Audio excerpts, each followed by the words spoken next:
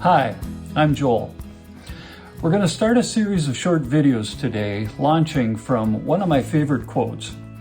It's by Bernard of Clairvaux, who was a teacher and a cleric in 12th century France. And Bernard said this: "If you are wise, you will show yourself to be a reservoir rather than a canal.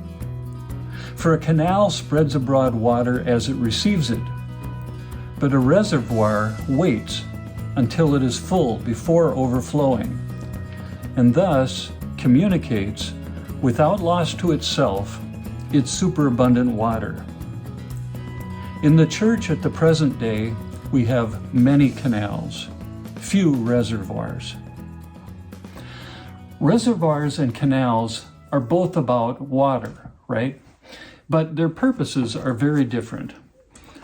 The job of the canal is to shuttle water from here to there. But depending upon the availability of water for the canal and how frequently the water enters the canal, large parts of the canal can stay very dry very often. The job of the reservoir is different.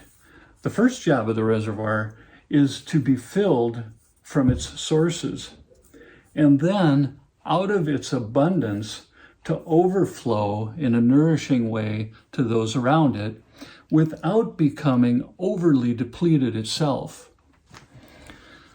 Now, the church, the Christian church, through the centuries, has largely adopted a canal approach to spirituality.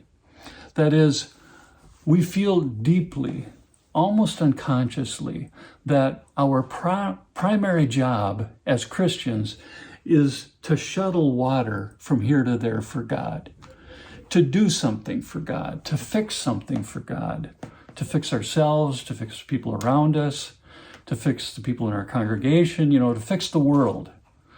The canal approach to spirituality is primarily about doing something, being on task, being useful. The canal mentality is very well intended, but it might not take seriously enough how deeply draining it can be to live and to serve this way over time.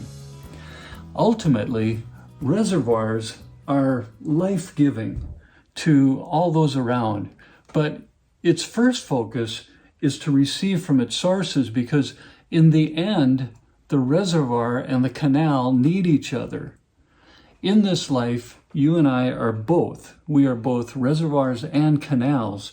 And as our reservoir fills, it naturally makes us want to give ourselves away in blessing to others. So let me close this short video with just a couple of questions to think about in case helpful.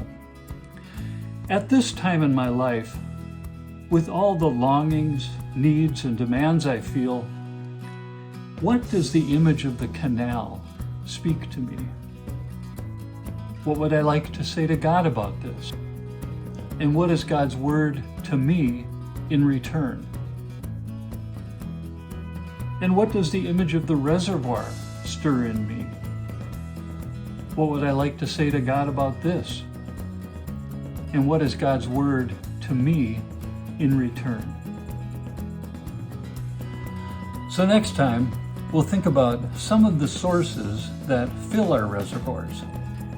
Blessings in Jesus.